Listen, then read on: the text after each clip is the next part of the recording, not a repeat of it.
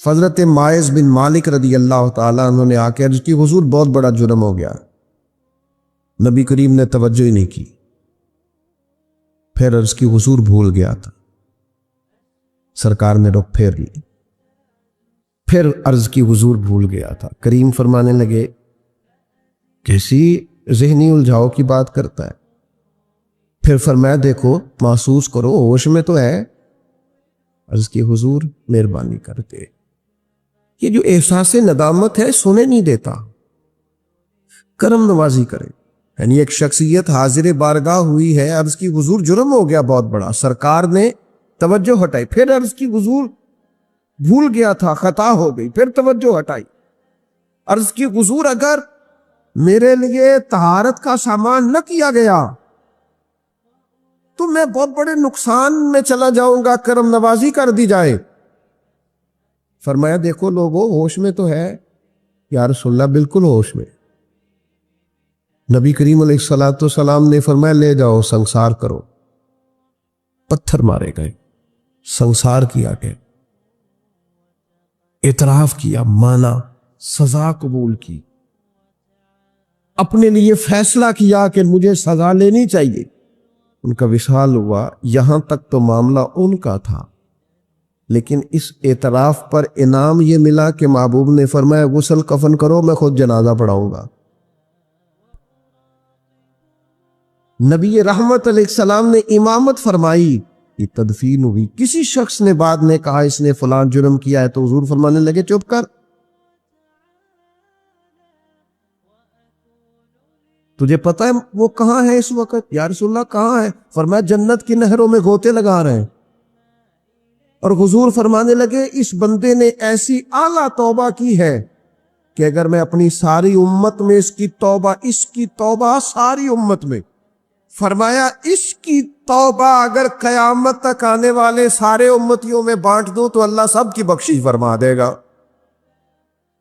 اپنے ضمیر سے بوجھ اتارنا ہے، بندوں کے سامنے سرخرو نہیں ہونا، اللہ کے حضور ہونا ہے۔ توبہ کا مطلب ہے رب کوئی بارگاہ میں سرخرو ہونا، بندوں کے سامنے نہیں۔ ہمارا اصل مسئلہ احساس کا ہے، توبہ کا نہیں۔ جب تک اپنی غلطیوں کا بندہ محاسبہ نہیں کرتا، جب تک احساس پیدا نہیں کرتا، وہ محسوس نہیں کرتا کہ میں غلط ہوں، مجھے ٹھیک ہونا چاہیے، تب تک توبہ کا ہے۔ آپ دیکھیں نا صحابہ کرام کا مزاج کیا، چھوٹی چھوٹی چیزیں ہیں لیکن وہ دوڑ کے آتے ہیں، کہتے ہیں یا رسول اللہ غلطی ہو گئی، اور اپنے آپ کو پیش کرتے ہیں۔ ایک خاتون نے آ کے پیش نہیں کیا کہ یا رسول اللہ میرے پیٹ میں ناجائز بچہ ہے، مجھے پاک کر دے۔ کوئی پکڑ کے نہیں لایا، کسی نے آ کے اسے گرفتار نہیں کیا، مقدمہ نہیں کرایا، پرچہ نہیں درج کرایا، 14 دن کے ریمانڈ کے بعد نہیں مانی، خود آئی اور آ کے کہا حضور میرے سے غلطی ہو گئی ہے، مجھے معاف کر دے۔ تو رسول پاک صلی اللہ تعالی علیہ وسلم نے بچے کی ولادت کے بعد اسے دوبارہ بلایا، کہا بعد میں آنا، وہ آئی، اسے سنسار کیا گیا۔ تو جب کسی شخص نے کہا نا کہ یہ تو بڑی نفس کے ہاتھوں گرفتار عورت تھی اور کتنا بڑا جرم کیا، تو پھر حضور نے پتہ کیا فرمایا؟ فرمایا چپ کر جاؤ، تم نے گناہ دیکھا ہے، تم نے اس کا احساس نہیں دیکھا۔ توبہ رٹا لگانے کا نام تو نہیں نا، توبہ تو اللہ کو منانے کا نام ہے۔ ایک شخص اپنے گناہ چھوڑنے کا ارادہ ہی نہیں کر رہا اور وہ اپنی غلطی کو غلطی تسلیم ہی نہیں کر رہا، اور اپنی غلطیوں سے وہ پیچھے ہٹنے کو 2 قدم بھی تیار نہیں، تو توبہ کوئی رٹا لگانے کا نام تو نہیں۔ آپ توبہ طوطے کو رٹا دیں تو طوطا توبہ توبہ پکارتا رہے تو اس کو وہ چیز تو نہیں حاصل ہونے لگی۔ توبہ ایک بڑی خاص بات صوفیاء نے لکھی ہے، اگر آپ سمجھیں تو بڑا نفع دے گی۔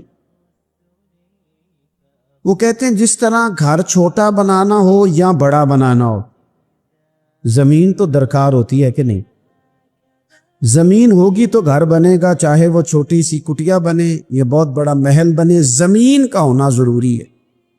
اسی طرح آپ نے نیک اعمال تھوڑے کرنے ہیں یا زیادہ کرنے ہیں، توبہ کا ہونا ضروری ہے۔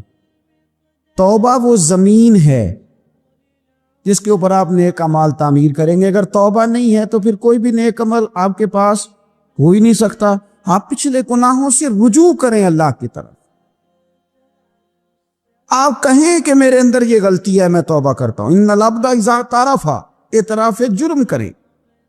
پھر اللہ کے حضور رجوع لائے۔ میرے بھائی، اپنی زندگی میں ہم سے جو کمیاں رہ گئی، پتہ ہے اللہ تعالیٰ نے توبہ کا دروازہ ہر وقت کھلا رکھا ہے، اور فرمایا لا تقنطوا من رحمت اللہ، تم نے مایوس نہیں ہونا، ان اللہ یغفر الذنوب جمیعا، اللہ تمہارے سارے گناہ ہی معاف کرتے۔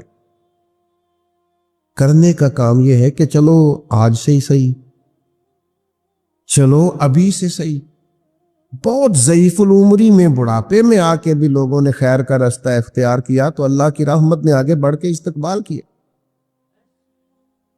چلے کسی وقت بھی، کیا کہتے ہیں، صبح کا بھولا شام کو گھر آ جائے تو بھولا، چلو گھر تو پہنچ گیا ہے نا، اپنے گھر آ گیا، اب کہاں بھولا ہے؟ اپنی کمزوریاں تلاش کریں، ان کے لیے اپنے آپ کو کٹہرے میں کھڑا کریں، اپنے آپ سے سوال جواب کریں، اپنے ساتھ گفتگو کریں۔ اپنی زندگی میں جو لوگ اپنی غلطیاں ماننا شروع کر دیتے ہیں وہ ایک فائدہ اپنے ساتھ کرتے ہیں اور ایک اپنی آنے والی نسل کے ساتھ فائدہ کرتے ہیں۔ ان کو پتہ چلتا ہے کہ ہمارے بزرگ ہمیں یہ کہہ رہے ہیں، ہمارے والدین کا بیٹا یہاں میں بھول گیا تھا، اور میری اس غلطی کی بنیاد پر مجھے یہ نتائج بھگتنا پڑے، اور بہت ساری چیزوں پر میں بہت سارے لوگوں سے پیچھے رہ، یہ خطا نہ کرنا زندگی میں۔ لیکن وہ ہمیں اپنی تعریفیں سنانے سے فرصت ملے تو اپنی غلطیوں کی طرف جائیں۔ ہمیں آئینہ ہر روز ہمارا ہی حسن ہمیں ہی دکھاتا رہتا۔ اگر ہمیں کہیں کوئی کمزوری نظر آئے تو تب ہے نا۔ صوفیاء کرام کہ سرخیل ہیں حضرت مجدد الفسانی رحمت اللہ علیہ، تو شیخ سے کسی نے کہا خوش بخت انسان کون ہوتا ہے؟ تو مجدد صاحب فرمانے لگے جسے اپنی غلطیاں نظر آنی شروع ہو جائیں۔ خوش بخت ہے وہ آدمی جس کو اپنے گریبان میں منہ ڈالنے کا شوق پیدا ہو، خیال آئے تو اس کی تربیت شروع ہو جاتی۔ لیکن جو ہر بات، میں ایک چھوٹی سی بات آپ کی خدمت میں عرض کروں، آپ اس سے اختلاف کر سکتے ہیں، تو میرا تجربہ یہ ہے، میں نے تعلیمی زندگی گزاری ہے، میرا تجربہ یہ ہے کہ جو نہیں نہ پڑھا اپنی وجہ سے نہیں پڑھا، کہے بعد میں وہ کہ جو خاندانی مسائل بڑے تھے، مجبوریاں بڑی تھی گھر کی، کہے جو جس نے کہنا ہے کہے، پر میں یہ بات ماننے کو تیار نہیں ہوں، اس لیے کہ میں نے اپنی زندگی میں دیکھا جنہوں نے پڑھنا تھا نا وہ پارٹ ٹائم جاب بھی کرتے تھے اور پڑھائی بھی کرتے تھے۔ وہ میں خود، ہم دوست جایا کرتے تھے، اب تو میں نے کبھی یہ سنا بھی نہیں، لیکن یہ جو لوگ بڑی عمر کے ہیں انہیں پتہ ہوگا، آدھی قیمت پر کتابیں مل جاتی تھی اور پھر اس کو جا کے دوبارہ بیچ کے آتے تھے، وہ پھر 25% قیمت ملتی تھی اس کی اگلے سال۔ تو اس طرح سے سمٹے ہوئے خرچوں میں اور اس طرح اخراجات کی کفایت شاری میں لوگ پھٹیوں پر بیٹھ کے پڑھتے رہے، اور بہت ساری مائیں بستہ لے کے دینے کی پوزیشن میں نہیں ہوتی تھی، تکیے کے غلاف میں پہنی ہوئی کتابیں، اور 3 دوستوں نے مل کے ایک چٹائی خریدنے کا پلان بنا لیا، اس پر بیٹھے ہوئے، اور پھر ایک دوات کے ساتھ 3 قلم اسی دوات میں ڈبو کر وہ اپنا اپنا کام کرنے والے، اور ایک دوسرے پر اثار بھی کیا جا رہا ہے، تو پین میں سیاہی بھرنے کا اثار کیا جا رہا ہے، کسی کو دی بھی جا رہی ہے تو کہا تھوڑی گاچی دے دو تاکہ میں بھی اپنی پھٹی کو صاف کر لوں۔ لیکن یہ پڑھتے پڑھتے لوگ، چھوٹی کتابوں پہ پڑھتے پڑھتے انہوں نے بڑے بڑے انقلاب برپا کر دیے۔ ہم یہ دیکھتے رہے، اپنی کمزوریوں کی وجہ سے لوگ پیچھے رہ گئے جو رہ گئے، ورنہ جن لوگوں نے تھوڑی سی بھی توجہ کی اللہ تعالیٰ نے ان کی مدد فرمائی۔ زندگی میں جو جس مقام پر بھی کھڑا ہے، وہ ابھی بیٹا ہے یا والد بن چکا ہے، وہ ابھی شاگرد ہے یا استاد کے منصب پر فائز ہو چکا ہے، وہ ابھی طالب علم ہے یا عملی زندگی میں کسی شعبے کے ساتھ منسلک ہو چکا ہے، اگر وہ چاہتا ہے کہ اگلی زندگی میں کم از کم ناکام نہ ہو تو پیچھے جو اس سے کوتاہیاں ہو گئی ہیں ان کا اعتراف کرنا شروع کرے۔ ضروری نہیں اس کے پوسٹر چھپائے اور لوگوں کو بتائے، وہ اپنے آپ سے تو گفتگو کرے، اپنے رب کے حضور تو حاضر ہو کے اپنی غلطیوں کو مانے، وہ تسلیم تو کرے کہاں کہاں اس سے خطائیں رہ گئی ہیں، کہاں کہاں اس سے غلطیاں رہ گئیں، کہاں کہاں وہ بھول گیا، کہاں کہاں اس نے سمجھنے میں اور اپنا شعور بلند کرنے میں دیر کر دی. جب تک اعتراف جرم نہیں ہوگا اتنی دیر تک غلطیوں کی تربیت ہو سکتی. دیکھو کیا کہتے ہیں, ربنا ظلمنا انفسنا, اللہ ہم نے زیادتی کی ہے اپنی جانوں پر, وَإِن لَمْ تَغْفِرْ لَنَا, اگر تو نے معاف نہ کیا, وَتَرْحَمْنَا, اور ہم پر رحم نہ فرمایا, لَنَكُونَنَّ مِنَ الْخَاسِرِينَ, پیچھے تو جو ہونا تھا وہ ہو گیا, اور اگر آئندہ بھی کرم نوازی نہ ہوئی تو ہم تو نقصان والوں میں ہو جائیں, نقصان تو بڑھے گا, روز گھاٹے میں جائیں گے. ہم جب تک تسلیم نہیں کرتے, مان لو سیاستدانوں تم سے غلطیاں ہوئی ہیں, تمہیں موقع ملے تھے, تمہارے پاس وقت تھا, مانو کہ تم سے غلطیاں ہوئی ہیں. وہ جس کا بیٹا اس کے سامنے تلخ بولتا ہے اور پھر رات کو وہ بستر میں منہ دے کے روتا ہے, وہ کیوں نہیں مان لیتا کہ اسے غلطیاں ہوئی ہیں؟ وہ ایک دفعہ اپنے بستر میں منہ دے کے یہ کیوں نہیں سوچتا کہ کبھی اس کے ابا جی بھی کہا کرتے تھے, بیٹا میں تیری طرف سے تکلیف میں, کیوں نہیں تسلیم کرنے کو تیار کہ میں اسے کسی کے سپرد کر کے, نہ تو چچا کے ساتھ سکول چلا جا اور میں دوستوں کے ساتھ کھانے کھانے چلا گیا, میں نے اپنے بچوں کو وقت ہی نہیں دیا. یہ کوتاہیاں ہم کب تسلیم کریں گے؟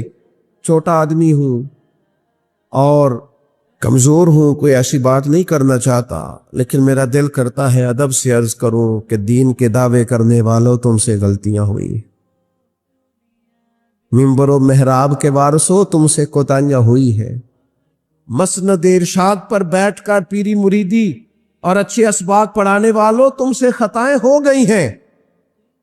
تم نے قوم کو جس تعویذ گنڈے پہ لگایا تھا, تم نے قوم کو جو چیزیں خود سے سکھائی تھیں, تم نے کیوں نہیں بتایا کہ ہم تو ناقل ہیں, اللہ کے عاجز بندے ہیں, قرآن و سنت پڑھیں گے اور تمہیں سنا دیا کریں, ہم تو صرف ناقل ہیں, یہاں سے نقل کر کے تم تک پہنچانے والے, ہم تو تمہیں خیر بتائیں گے, اللہ کی بارگاہ کا رستہ دکھائیں. تم نے کیوں نہیں اس کو سمجھا؟ ہم اپنی کوتاہیاں کب قبول کریں گے؟ ساری غلطیاں سیاستدانوں کی تو نہیں ہوتی. پتا تھا ووٹر سپورٹر کو کہ یہ پہلے کس پارٹی میں تھا, اس کو پتا تھا کہ اس کا اعتبار نہیں ہے, خدا جانے جیت کے بھی کس پارٹی میں جائے گا, پتا تھا. تو کیا یہ کوئی دھندا ہے؟ کیا یہ کاروبار ہے؟ کیا آپ جانتے بوجھتے ہوئے اپنے ہاتھ سے زہر کھائیں اور بعد میں کہیں کہ میری انتڑیاں کٹ کے باہر آ رہی ہیں, تو جب کھایا تھا تو یہ تو ہوگا سارا کچھ. ہمارے کچھ دوست ہیں محبت کے ساتھ رمضان میں کچھ اپنی بساط کے مطابق, جو ہمیں نظر آتا ہے کہ یہ ہمارے جاننے والوں میں کوئی غریب آدمی ہے, تو بڑی معمولی سی چھوٹی سی خدمت ہم کرنے کی کوشش کرتے ہیں. تو میں یہ 1-2 دن پہلے عصر کی نماز کے لیے سیڑھیاں چڑھ رہا تھا مسجد کی, تو ایک بوڑھے نے مجھے آواز دے کے کہا حضرت جی السلام علیکم, اور پھر غریب آدمی تو وہ بات بھی کرتا ہے تو اس کے لفظ بھی کم تھے. میں نے کہا کہ آپ کیا کوئی پریشانی ہے؟ کہنے لگے وہ جڑا رمضان چ راشن لبدا ہے پہلے نہیں لب سکتا. تو میں ان کا بازو تھام کے ان کو کونے پہ لے گیا. میں نے کہا پریشان ہے. ان کے آنسو بے اختیار ٹپ کے کہنے لگے منڈے دی کل 40,000 تنخواہ ہے تو 34,000 گیس دا بل آ گئے. اب یہ ہے کہ اس کو مینج کرنا. اقبال نے کہا تھا تو خالق و مالک ہے مگر تیرے جہاں میں, اللہ کی بارگاہ میں کہا مالک تو قادر و عادل ہے مگر تیرے جہاں میں ہے تلخ بہت بندہ مزدور کے اوقات. اللہ تیری حکمتیں ہیں, تو ہی بہتر جانتا ہے, ضرور کوئی حکمت ہوگی, لیکن بعض لوگ تکلیف میں کیسے مینج کریں؟ کیوں نہیں اپنی غلطیاں مانتے؟ ہم نے غلط لوگوں کو سپورٹیں کی ہے. ہم نے یہ دیکھا ہے کہ وہ میرے گھر آیا ہے, مجھے بھی چودھری مانتا ہے چھوٹا سا, لہذا پیچھے لگ گئے. کمزور باتیں کرنی چھوڑ دیں, مایوسی کے جملے اپنی زندگی سے نکال دیں. ہم مسلمان ہیں. آپ بیمار ہو گئے ہیں تو یہ بھی خدا کا فضل ہے, گناہ معاف ہوں گے. اگر اللہ تعالیٰ نے فقیر بنا دیا, غریبی آ گئی ہے, تو یہ بھی فضل ہے, امیروں سے پہلے جنت میں جائیں گے. اگر اللہ تبارک و تعالیٰ نے کسی جگہ آپ کو مکان نہیں دیا اور دوسرے کو دے دیا ہے تو آپ وہ لوگ ہیں جو عظیم سنت ادا کر رہے ہیں سیدنا بلال حبشی کی. اگر کسی جگہ کوئی کمزوری آ گئی ہے، کوئی پیچھے رہ گئے ہیں، تو یہ خدا کا فضل ہے. اللہ تعالیٰ نے چاہا ہمارے لیے جو فیصلہ تو ہم اس پہ راضی ہیں، لیکن اپنی زندگی اور شکوے اتنے بڑھا لیے ہم نے، اتنے بڑھا لیے کہ لوگوں سے شکوے کرتے کرتے رب رسول سے بھی شروع کر دیے. غلام بھی کبھی شکوہ کرتا ہے، آقا کا بھی شکوہ ہوتا ہے، بندہ بھی کبھی شکوہ کرتا ہے، رب کا بھی شکوہ ہوتا ہے، یہ بھی کبھی ہوتا ہے. آپ نہ مانے پر یہ شکوہ ہے کہ میں بڑے ڈاکٹروں کے پاس گیا ہوں آرام نہیں آیا. نہ مانے پر یہ شکوہ ہے میں نے کبھی کسی کو ستایا تو نہیں پر میرے حالات بھی ٹھیک ہوتے. آپ نہ مانے پر یہ شکوہ ہے کہ فلانے کے پاس دولت زیادہ ہے، اس نے پتہ نہیں وہ آگے نکل گیا اور میں پیچھے رہ گیا. نہ مانے پر یہ شکوہ ہے. کس سے کر رہے ہو؟ رب رسول سے. او آسو بول رہے تھے او دی مہربانی اساں تے لاڈ ہی لڑاونے نے. کس سے شکوہ کر رہے ہو؟ خدا کے بندو، غلام غلامی کرتے شکوے کرتے ہیں کوئی. حضرت ام سلمہ رضی اللہ تعالیٰ عنہ، شوہر کا نام ہے ابو سلمہ، بیٹے کا نام ہے سلمہ. کہتی ہیں میں، میرا شوہر، میرا بیٹا، تینوں، چھوٹا بیٹا میرا، ہم نکلے مکہ مکرمہ سے مدینہ طیبہ جانے کے لیے. ایک ہی بیٹا ہے، خاندان جمع ہے، شوہر کی گود میں بیٹا، اونٹ کے پیچھے میں. فرماتی ہیں مدینے کی سرحد آ گئی تو میرے میکے والے آ گئے، کہنے لگے ابو سلمہ نہیں لے جانے دیں گے مدینے اپنی بیٹی کو. میں نے کہا میں مسلمان ہوں، میں تو اپنے شوہر کے ساتھ مدینے جاؤں گی. انہوں نے کہا نہیں جا سکتے، تو نے جانا ہے تو جا، ہماری بیٹی نہیں جائے گی. زبردستی مجھ سے انہوں نے مجھے میرے شوہر سے الگ کیا. کہتی ہیں پھر میرے شوہر کے قبیلے والے آ گئے، وہ کہنے لگے اگر تم اپنی بیٹی کو نہیں نہ جانے دیتے تو یہ جو ہمارا پوتا ہے یہ ہماری نسل ہے، تمہارا نہیں، اسے ہم نہیں جانے دیں گے. وہ بچہ اپنی طرف کھینچتے تھے، میں اپنی طرف کھینچتی تھی مدینے کی سرحد پہ. یہ جھگڑا زمین کے لیے نہیں ہو رہا، مکان کے لیے نہیں ہو رہا، حضور کے مدینے جانے کے لیے ہو رہا، حضور کے مدینے جانے کے لیے ہو رہا، مدینے جانے کے لیے ہو رہا. لنگ کئی مہینے تے برس گئے تے تیری دید نو دیدے ہی ترس گئے. انہوں نے بچہ کھینچا، میں نے اپنی طرف کھینچا، میرے بچے کا بازو اتر گیا. فرماتی ہیں میرے شوہر مدینے چلے گئے، بیٹا میرا میرے سسرال والے لے گئے، مجھے میکے والے لے گئے. آج بھی کچھ سیانے بندے کہتے ہیں اس کو نکال دو اور بچے چھین لو. ان کا بھی خیال تھا کہ بیٹا لے جائیں گے نا تو ابو سلمہ بھی مدینے سے واپس آ جائے گا، یہ بھی واپس آ جائے گا. اور یار اتنا بڑا بھی ظالم کوئی نہیں ہوگا جو ماں باپ سے بچے جدا کرے. فرماتی ہیں کہ وہ لے گئے چھین کے، میں میکے چلی گئی. لوگ روٹی کھاتے تھے، میرے حلق سے نہیں گزرتی تھی. زمانہ سویا کرتا تھا، میں سو نہیں پاتی تھی. بیٹا کہاں، شوہر کہاں، میں کہاں. ام سلمہ کتنی دیر تکلیف کاٹی.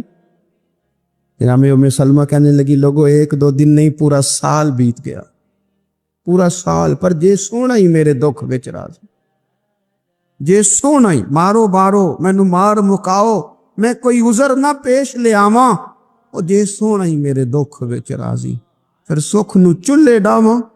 فرمایا سال بیت گیا، لوگ صبح اٹھ کے کام کاج پہ لگ جاتے، کپڑے بدلتے، ڈیوٹیاں کرتے، اور میں سویرے اٹھ کے اس جگہ آ جاتی جہاں میرا شوہر اور میرا بیٹا بچھڑا تھا. میں سارا دن روتی، آہوزاری کرتی، حضور کے مدینے کی طرف منہ کر کے میں تڑپتی. سال بیت گیا، سال، ایک ہفتہ نہیں نکلتا بچوں کے بغیر. بڑے بڑے سیانے لوگ پردیس جاتے ہیں تو بچوں کی فوٹو دیکھ دیکھ کے روتے ہیں، لیکن کہتی ہیں ماں تھی، بیٹا بچھڑا اور پھر بیٹا بیمار ہو اور ماں سے جدا ہو، کتنی تکلیف کا منظر ہے. آپ فرماتی ہیں کہ ایک سال بیت گیا اور میں نے کسی کی منت نہیں کی، میں نے کوئی شکوہ نہیں کیا، اس لیے کہ جس حال میں رب و رسول رکھے. یہ حوصلہ، یہ صبر، یہ توانائی. ایک سال کے بعد میرے چچا کا بیٹا میرے پاس سے گزرا، تڑپتے دیکھ کر کہنے لگا میری بہن تو سارا دن روتی رہتی ہے، تو میں نے کہا بھائی تمہیں کیا بتاؤں، اس کا شوہر چلا جائے، بیٹا جدا ہو جائے، وہ کیا کرے گی؟ فرماتے اس نے جا کے میرے باپ سے، اپنے والد سے، میرے خاندان والوں سے کہا اس کی سزا کب ختم ہوگی؟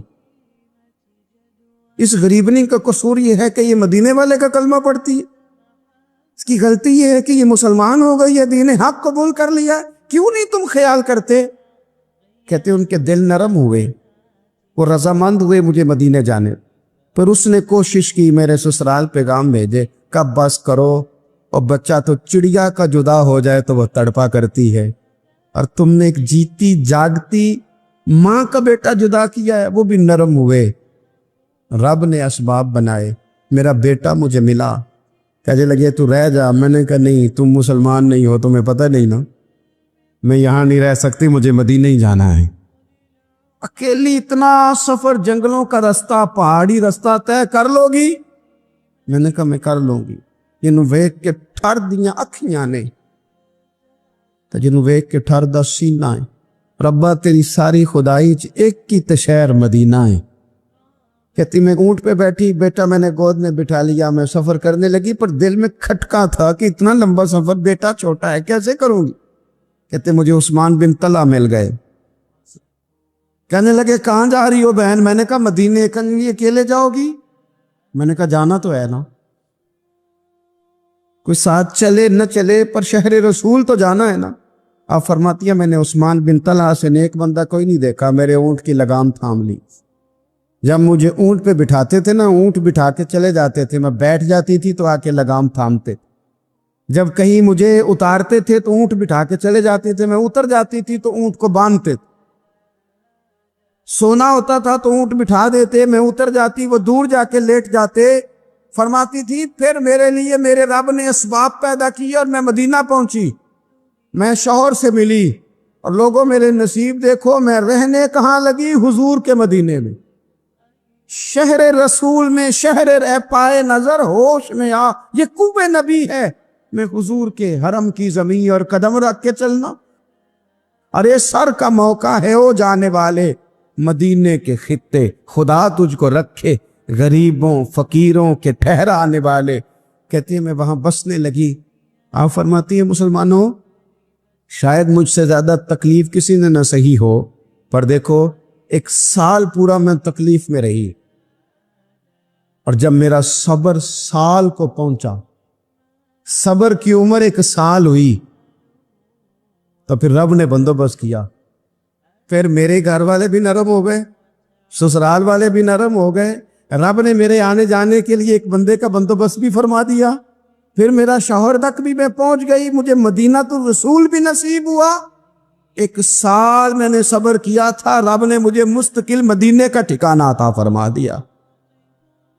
لیکن جو بندہ صبر ہی نہ کر پائے، جو صبر ہی نہ، جو کہ جی بڑی دور سے آیا ہوں، بڑی دیر ہو گئی، بڑا ٹائم ہو گیا، کب جا کے مسئلہ حل ہوگا؟ وہ جو آپ نے بتایا تھا وہ تعویذ کب اثر کرے گا؟ وہ دعا کب قبول ہوگی؟ وہ فلانا معاملہ کب؟ بھئی یہ ڈیٹ تو آپ کو رب رسول ہی دے سکتے ہیں، بندہ تو کوئی اطلاع ہی دے گا، پیغام ہی دے گا، دعا ہی کرے گا۔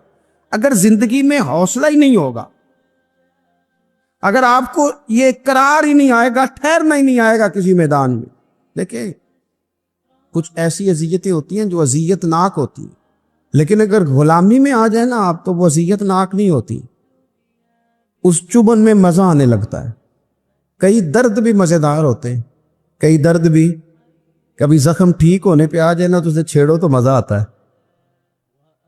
اس لیے کہ کچھ درد بھی مزیدار ہوتے ہیں۔ آتش سے کسی نے کہا تو روتا بڑا ہے، اس نے کہا محبوب کی یاد میں تڑپتا ہوں، ابھی تو ایک دل ہے، میرے تو خواہش تھی کبھی 2 ہوتے نا تو صحیح کر کے تڑپتا، رب نے دل ایک بنایا، کہتا وہ مزہ دیا ہے تڑپنے کہ میری آرزو ہے یا رب میرے دونوں پہلوؤں میں دل بے قرار ہوتا۔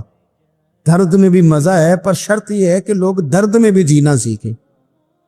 ہم نہ آرام میں جینا چاہتے ہیں، پنکھے کے نیچے جینا چاہتے ہیں، کاش کہ ہمیں صحرا میں بھی نیند کا مزہ لینے کا طریقہ آئے، پھر زندگی کے سارے راستے آسان ہیں، پھر اقرا بھی مشکل نہیں۔ لیکن چونکہ حوصلہ نہیں، صبر نہیں، وہ والا قرار نہیں جو ایک مسلمان سے رب رسول کا مطالبہ ہے، حدیبیہ کے موقع پہ نا نبی پاک صلی اللہ علیہ وسلم نے جو شرطیں کافروں کے ساتھ طے کی تھی نا، حضور نے نور بصیرت سے کی تھی نا، تو انہی شرطوں نے پھر فتح کے باب کھول دی. ان فتحنا لک فتحا مبینا. ایک شرط یہ تھی کہ اگر کوئی مسلمان مدینے سے مکے آئے گا تو مکے والے واپس نہیں کریں گے، رکھ لیں گے. پھر غور کریں، کوئی مسلمان اگر مدینے سے مکے آئے گا تو مکے والے واپس نہیں کریں گے، اور اگر کوئی بندہ مسلمان اپنے آقا کی مرضی کے بغیر مسلمان ہو جائے اور وہاں سے وہ مدینے آئے گا تو حضور پناہ نہیں دیں گے. تو میرے بھائی، محبوب کی طرف سے آنے والا نہ صرف سوکھ ہی نہیں قبول کرنا چاہیے، دکھ بھی قبول کرنا چاہیے، دکھ بھی قبول کرنا چاہیے. ہمارا یہ مسئلہ ہے کہ ہم نہ میٹھی میٹھی کے قائل ہیں، کڑوی کڑوی کے قائل نہیں. اگر وہ کبھی دکھ دینا تو محبوب کا دکھ بھی سکھ سمجھ کے قبول کرو. ہاں اس کی طرف سے کانٹا ہے کبھی تو اسے پھول سمجھ کے قبول کرو. وہ چبھے گا نہیں، انشاءاللہ مزہ ہی دے گا. وہ قبول تو کرو نا. تو اب حضرت ابو بصیر رضی اللہ تعالیٰ عنہ ایک صحابی تھے، ایک تو حضرت ابو جندل رضی اللہ تعالیٰ عنہ تھے نا، تو وہ تو حدیبیہ میں آ گئے. حضور مجھے لے جائیں، تو نبی پاک نے فرمایا میں نے وعدہ کر لیا ہے. ان کو بھی حضور نے واپس بھیج دیا. اور یہ بیچارے نا اپنے آقا کی جیل توڑ کے مکے سے بھاگ کے مدینے آئے. یا رسول اللہ مجھے قبول کر لے، میں بھاگ آیا ہوں. وہ بڑا ظلم کرتے ہیں، مارتے ہیں، تکلیف دیتے ہیں. وہ آئے تو ادھر سے نا اس کے مالک نے ایک دو بندے بھی بھیج دیے رکا دے کے کہ یا رسول اللہ آپ کا تو وعدہ تھا کہ آپ بندہ رکھیں گے نہیں. یہ آئے اور رکا بھی آ گیا. اب ذرا منظر کو سمجھیں. ہمارا تو یہ مسئلہ ہے کہ کہتے ہیں کہ میری 99 باتیں مانی ہیں، ایک نہیں مانی، لہذا میرا تعلق ہی کوئی نہیں. لیکن یہاں کیا کیفیت ہے؟ بندہ رو رہا ہے، تڑپ رہا ہے، حضور میں مار سے بچتا ہوا آیا ہوں، جیل توڑ کے آیا ہوں، مجھے قبول کر لیں. ادھر رکا آ گیا کہ آپ کا وعدہ تھا رکھیں گے نہیں. اب یہ کتنا مشکل مسئلہ ہے. لیکن رسول پاک علیہ الصلاۃ والسلام نے فرمایا ابو بصیر میں نے وعدہ کیا یار تجھے واپس جانا پڑے گا. اوئے ہوئے، لوگ تو کہتے ہیں نا کہ وہ پیر صاحب نے کہا تھا تو میرا کام نہیں ہوا، لہذا میری بیعت ہی گئی، چھٹی ہو گئی. ماحول ہی بڑا عجیب ہے. حضور نے فرمایا واپس جا، لیکن جے کر یار دے نام دا ملے مینا، پھر انہوں چولی پا لئیے مینے نو پنجے سٹیے نا. جے کر یار دے نام دا، سامنے والے نے تانا سمجھ کے دیا تھا پر یار کے نام کا تھا نا. اس نے کہا لا صحیح، سونے کے نام کا ہے نا. تانا ہوا تو کیا ہوا. جے کر یار دے نام دا ملے مینا، انہوں چولی پا لئیے پنجے سٹیے نا. تو جے کر یار دے نام دی ملے سولی، پھر جھوٹا جھوٹ لئیے تے پیچھا ہٹیے نا. جھوٹا جھوٹ لئیے. اب لکھنے والے کا بھی اپنا انداز ہے نا، کہتا ہے یہ بھی میرے لیے جھولا ہی ہے، یہ بھی آرام کی جگہ ہی ہے. جھوٹا جھوٹ لئیے تے پیچھا ہٹیے نا. حضرت ابو بصیر رضی اللہ تعالیٰ عنہ سے حضور نے فرمایا واپس جانا ہے. کہ سونے ٹھیک ہے، کوئی شکوہ نہیں، کوئی گلہ نہیں، یہ بھی میرے محبوب کا حکم ہی ہے. اور کیا بات ہے، میرے نبی وعدوں کے پکے ہیں. کیا بات ہے، حضور نے جو کہا کر کے دکھایا. کہتے ہیں میں واپس جا رہا تھا، ایک دو بندے ساتھ تھے. جب مدینے کی حد گزر گئی نا، حضور نے تو کہا تھا نا مدینے میں پناہ نہیں دینی، تو میں نے اس سے کہا یار تلوار بڑی سونی ہے، ذرا دکھانا. اس نے دکھائی تو ایک کی میں نے گردن کاٹ دی، دوسرا ویسے ہی بھاگ گیا. اور بھاگ کے حضور کے پاس آئے، اس نے تو مار دیا. تو سرکار فرمانے لگے میں نے تو وعدہ پورا کیا تھا نا، تم سے نہیں سنبھالا گیا تو معاملہ تمہارا ہے. اب حضرت ابو بصیر رضی اللہ تعالیٰ عنہ واپس آئے، عرض کی حضور اب میرے لیے کیا حکم ہے؟ حضور نے فرمایا میاں حکم وہی ہے، مدینے میں ہم نہیں رکھ سکتے. تو مدینے میں صحابہ تھے نا، حضور کی باتوں سے خوشبو لیتے تھے، مدینے میں نہیں رکھ سکتے. حضرت ابو بصیر کہتے ہیں میں مدینے کی سرحد سے نکل گیا، اس جگہ چلا گیا جو نہ مکے کی ریاست میں تھا نہ مدینے کی. ایک مقام ایس تھا جہاں میٹھے پانی کے کنویں تھے، وہاں رہنے لگا. حضرت ابو جندل کو پتہ چلا کہ ایک نیا ٹھکانہ بن گیا، وہ بھی جیل توڑ کے آ گئے. 70 بندے آ گئے. وہاں سے قافلے گزرتے تھے کافروں کے، یہ بھی مسلمانوں کو تنگ کرتے تھے. اگر مکے سے کوئی قافلہ گزرتا تھا تو ہم نے بھی ان کو پکڑا. کافر کا مال مال غنیمت اسباب بن گیا. اور وہ جب قافلہ لے کے آتے تھے تو ڈرے ہوتے تھے، اور ان کو تو ستایا تھا نا. کہتے ہمیں ستایا بڑا تھا، ہم تو انقلابی بن گئے. ہم تو رکھ لیتے نا, بڑی منت کرتے, بڑی جان مشکل سے چھڑاتے. 70 بندے ہو گئے, پھر 300 ہو گئے. تو ابو بصیر کہتے ہیں دنیا مدینے جاتی تھی لیکن ہم تڑپتے تھے, ہم تڑپتے تھے. روت لنگ گئی ہے پھر باہر آ دی, تے اجے چٹھیاں مدینے آئیاں نہیں. ہم تڑپتے تھے کہ یار کوئی موقع ملے. روز رات کو روتے تڑپتے. 300 انقلابیوں کا جتھا صبر سے بیٹھا ہے مدینے کی سرحد پہ, اندر آنے کی اجازت نہیں, پر غلامی میں روز اضافہ ہو رہا. صبر دیکھو, غلامی میں روز اضافہ ہوتا ہے. تانگ آ گئے کافر. پہلے بڑی ڈینگیں مارتے تھے کہ دیکھو ہم نے کیسی شرط منوائی ہے, کیسی شرط منوائی ہے کہ ان کا بندہ آئے گا تو ہم واپس نہیں کریں گے, ہمارا جائے گا تو انہیں کرنا پڑے گا. پھر اتنے تانگ آئے کہ خود آ کے کہنے لگے حضور مہربانی کریں, یہ شرط تو ختم کریں, اور ان 300 کو تو مدینے بلائیں, مہربانی فرمائیں. حضور بڑے خوش ہوئے. آج غلاموں کے نام پیغام لکھا, غلاموں کے نام پیغام لکھا. چٹھی لکھی حضور نے. چٹھی کس چیز کی لکھی؟ آ جاؤ یار مدینے آ جاؤ. چٹھی آئی مدینے آنے کے لیے. حضرت ابو بصیر کے نام چٹھی گئی, آ جا یار مدینے. پیغام آیا. حضرت ابو بصیر اتنے بیمار تھے کہ نزع کا عالم تھا, لیکن اس عالم میں بھی انتظار تھا. حضرت ابو بصیر کو نہ وہ رکا گیا, حضور کی چٹھی گئی تو یوں چٹھی پڑی. حضور نے فرمایا آ جانا, رستہ کھل گیا ہے, تو آ جا, کھل گیا رستہ. حضرت ابو جندل کہتے ہیں میں سرانے کھڑا تھا, حضرت ابو بصیر کے خط پڑھا, مسکرائے, اشارے سے کہنے لگے کہ دیکھ میرے نبی کا خط ہے, حضور کی چٹھی میرے نام آئی ہے, پڑھنا. تو میں نے بھی پڑھی. پہلے روئے, پھر کلمہ پڑھا, پھر میرا ہاتھ تھاما, روح ہی پرواز کر گئی.